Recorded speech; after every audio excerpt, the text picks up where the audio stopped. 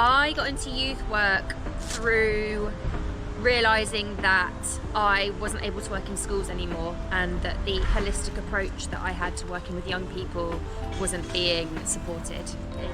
I like that you don't have to be invited, you can access what you need and you can come when you need to. I like that there are some tailored resources and things like that for the young people, but generally you can just turn up and come and go as you please, and I really like that they have that flexibility for their own time.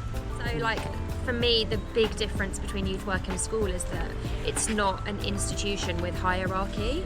Like, yes, you have a CEO and you have youth workers and you have support youth workers, but it's very, very different to having a head teacher at an academy who makes all the decisions and then it kind of like filters down and cookie cutters everybody. Pastoral and holistic support of young people.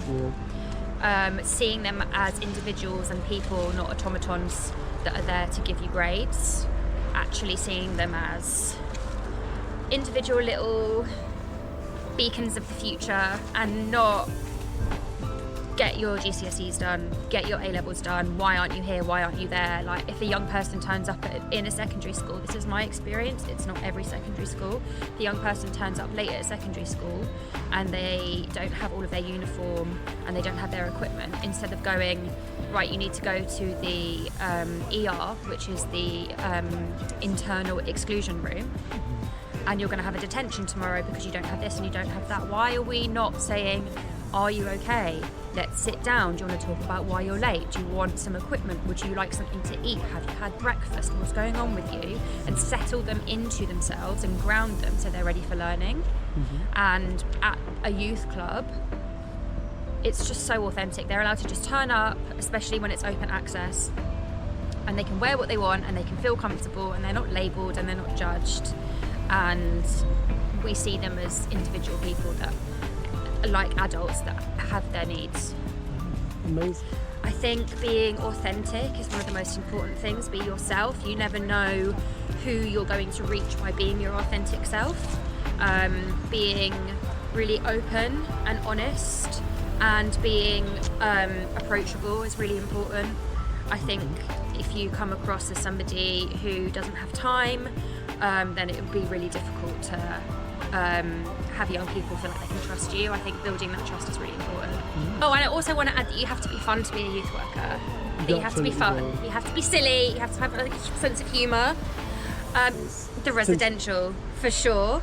Playing with the young people, running around in the woods and getting them to access nature and feeling like they really bonded, and I really bonded with them at residential. There is nothing like waking up at 4 o'clock in the morning to somebody needing your support that makes you bond with a young person, and then from that point on you have a really good relationship with them. So yeah, I really enjoyed that. Was that summer camp or was that another one? Oh, summer camp. Summer camp's first.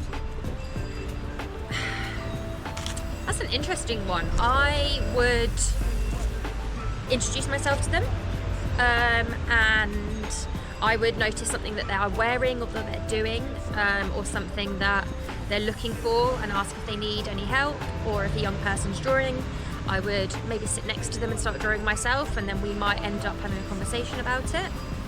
Another way that I do it is giving them the space to approach me, so like making the sensory room, it's their space to come, they can come into that room when I'm there, and then we end up having conversations and chatting about the important stuff. That's so interesting. So starting from the wider picture, I would say like government bodies and the lack of understanding and funding and support that they get for anything in the community, the fact that they don't feel supported generally as young people. This is why we have like rises in youth crime. And then in schools and other institutions like the police and stuff like that, I'd say that those are some of the biggest barriers that they have to being able to be like their authentic selves. And I think also like internally as well, like their mental health, and like realizing that they might identify as in some way and like needing support in that way. So I think accessing services and being able to like actually understand like who they are, they're just like little hormone cauldrons and they just need our support. Yes. I try to create a safe environment by listening to them and making sure that I never use the words "I promise I will do anything," because I don't like to promise things. I've never, in my 15 years of working with young people, ever said that I would promise to do something, but I just make sure I follow through with it. So if a young person says, I really trust this adult, I would like to have a check-in with them every week, I make sure that that's arranged and that can happen. I think maintaining that kind of relationship, just having jokes with them as well and making sure they're not judged. Like if a young person comes and tells me that they're smoking a cigarette, I'm just going to be like, okay, like, that's smelly. By your choice. Gross. There's nothing I'm not a teacher. There's nothing I can do about it. By making sure that I have like the boundaries of knowing what I can manage and what I can't manage. So I will volunteer a certain number of hours a week and knowing what my limits are, because I'm disabled, I have like 3 different things that affect me, and my mental and like physical health. So it's about knowing what my limits are. So like if I know that I'm going to volunteer on a Friday, I probably won't be able to volunteer for a few days after that. And if I do, then it will probably be like 3 or 4 days where I'll have to like recover. So I do like self-care, you know, have a bath, have some nice meals, watch my favourite programmes. Sometimes I'll meditate or do some yoga, stuff like that. That's such a good question. I'm going to be 40. So, celebrating being on this planet for 40 years. I would like to be working like properly and be well enough to be working and be like higher up with more professional development in youth work, because I love it. It's my vocation. Like I've worked with young people for so long and I don't see myself doing anything else. Give us more funding. Be more understanding of young people's needs. If you see a group of young people in the street being stopped by the police, stop and support them, stop and ask if they're okay. If you see one person on their own with the police, definitely stop and ask if they're okay. These young people need our support. It's a difficult world at the moment. It's very turbulent. There are some difficult political things going on that they might not be able to manage and get their head around, but they know that it's affecting them. So I think people just need to be more aware and also be a little bit more patient and don't label young people. If you see a large group of people that look a certain way, don't call them a gang. It's just a group of friends. Okay, calm down. Yes, I don't know.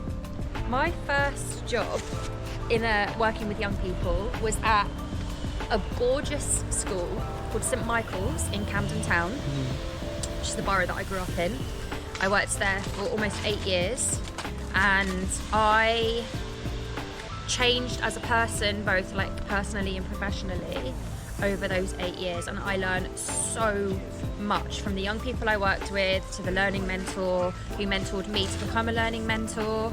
I did a lot of CPD there, and then after that I worked at a pupil referral unit. I went on to work in a special needs school. I worked in secondary schools. That to me was like the most solid base for my professional career as working with young people, which I've done for 15 years, which really ages me. But before that, I was working in bars and I was just trying to get some money, but that didn't matter to me. So that was the start of your career? This is my career, this is like my vocation. Yeah. Like I love working with young people from like primary all the way up to like young adults. I love it. My main takeaway from it was that they enjoyed talking about it and being seen, and actually realising that there are adults that are going through the process of being assessed and becoming neurodivergent and having that diagnosis and not knowing what to do with it, and how it kind of changes in the relationship that you have with your superpower. So like if you have autism, or if you've got ADHD, or if you have a learning disability or anything, it doesn't matter as long as you have like a community around you and people that understand you. And another thing that I learned was that they needed a space to feel calm in the centre, which is why I made the sensory ring. Helicopter! Helicopter! Okay, that's really tough because I feel like it would encompass a lot of stuff. I would want to do something for the neurodivergent and LGBT community. But I would also want to do something for girls and young women affected by violence. So I would want to do a few different projects. I would want to do something with animals and being outside, like animal therapy. So I would want to do a place where there would be access to rescue animals, where they could go and stroke them and look after them and have that kind of like therapeutic experience, get their fingers in the dirt, because there are scientific research done the way your hormones and your like serotonin increases if you're in the earth and you like hug trees. So I'd want to do that, and I would want to do some community workshops around raising awareness around the LGBT community and what we can do to support them.